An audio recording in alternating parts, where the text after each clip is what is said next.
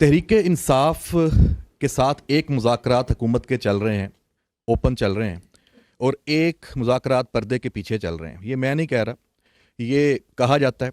اور ساتھ ہی یہ بھی بتایا جاتا ہے کہ یہ جو اسٹیبلشمنٹ اور عمران خان کے درمیان جو یہ بات چیت ہے یہ مسلسل چل رہی ہے، اور یہ ڈیل وغیرہ کے لیے یا کوئی بھی اس کا معاملہ ہے. کبھی علی امین گنڈا پور اپنے ساتھ لوگ لے جاتے ہیں جو مذاکرات کار ہیں خفیہ، کبھی بشرا بی بی کے ساتھ چلے جاتے ہیں، کبھی یہ بھی نام لے لیا جاتا ہے کہ کوئی ایک خاص رینک کے افسر ہیں مسلسل ملاقاتیں کر رہے ہیں.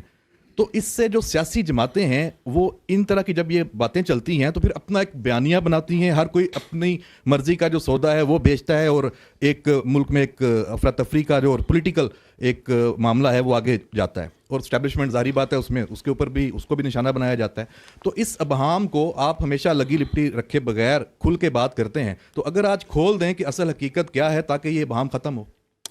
دیکھیں، میں اس بات کے اوپر پہلے بھی یہ بات واضح کر چکا ہوں، میں دوبارہ دہرا دیتا ہوں کہ پاکستان فوج کا، افواج پاکستان کا ہر حکومت کے ساتھ ایک سرکاری اور پیشہ ورانہ تعلق ہوتا ہے.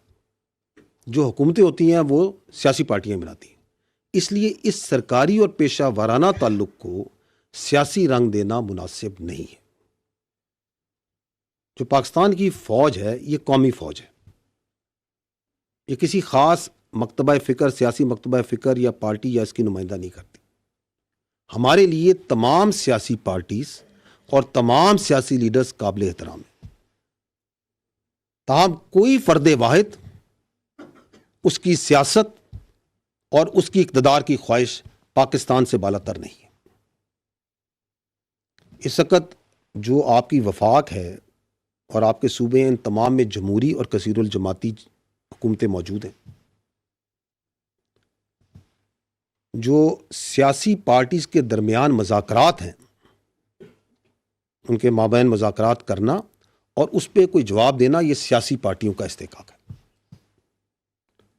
ہاں، ہم یہ ضرور سمجھتے ہیں کہ یہ خوشائند بات ہے کہ سیاستدان مل بیٹھ کر بات چیت کے ذریعے اپنے اختلافات اور مسائل کو حل کریں، نہ کہ انتشاری اور پرتشدد سیاست کے ذریعے.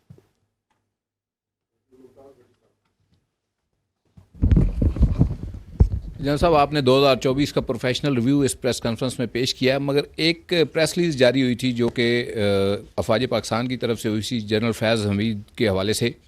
جنرل ریٹائرڈ فیض حمید کے اوپر جو 4 چارجز ہیں وہ بڑے کلیئر اس میں مینشن کیے گئے تھے. جو 5واں تھا وہ انویسٹیگیشن کے حوالے سے تھا.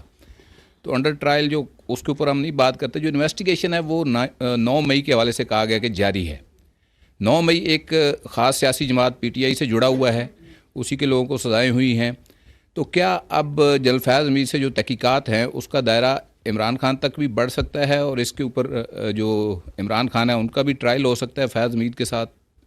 ٹھیک، دیکھیں، بات یہ ہے کہ ملٹری ٹرائل کی آپ نے پہلے ہی بات کی. پہلے بات تو میں آپ کو کلیئر کر دوں کہ جو بھی ملٹری ٹرائل کورٹ مارشل ہے اس کے اندر جو ملزم ہوتا ہے اس کو ہر قسم کی قانونی حقوق حاصل ہوتے ہیں. وکیل کا ثبوت پیش کرنے کا میں پہلے کہہ چکا ہوں. اس طرح لیفٹیننٹ جنرل ریٹائرڈ فیض حمید کو بھی تمام قانونی حقوق اور معاونت حاصل ہے. جو فوج کا آپ کا یہ جو اکاؤنٹیبلٹی کا سسٹم ہے، خود احتسابی کا نظام ہے، یہ بڑا جامع ہے. And it works on evidence اور شواہد، نہ کہ الزامات پر. اور اگر فوج میں کوئی شخص اپنے عہدے، اپنے رینک کو ذاتی فائدے کے لیے یا کسی ذاتی یا کسی کولیکٹیو ایجنڈے کے لیے استعمال کرتا ہے، سیاسی ایجنڈے کے لیے استعمال کرتا ہے، تو یہ خود احتسابی کا نظام جو ہے یہ حرکت میں آتا ہے. ٹھیک ہے. آپ نے 9 مئی کی بات کی تو ہم یہ پہلے بھی کہہ چکے ہیں کہ دیکھیں 9 مئی کے پیچھے ایک مربوط منصوبہ بندی تھی، ایک مربوط سازش تھی. جو لوگ بھی اس منصوبہ بندی اور سازش میں ملوث تھے ان کو آئین اور قانون کے مطابق کیفر کردار تک پہنچانا ضروری ہے. اور ہمیں یہ معلوم ہونا چاہیے کہ ہر فوجی افسر کے لیے صرف ریاست پاکستان اور افواج پاکستان مقدم ہے. پاکستان کی فوج کسی ایک خاص سیاسی پارٹی، نظریے یا سوچ کی نہ مخالف ہے ناحمایتی ہے، اور کوئی بھی آفیسر سیاست کو ریاست پر مقدم رکھے گا تو اسے اس کا جواب دینا پڑے گا۔ اور اس کیس کے حوالے سے میں آپ کے توسط سے یہ بھی کہنا چاہوں گا کہ یہ ایک حساس کیس ہے، سب جوڈس ہے، اور اس میں حساس معاملات اس سے جڑے ہیں، اس لیے اس پہ غیر ضروری تبصروں تجزیوں سے گریز کیا جائے۔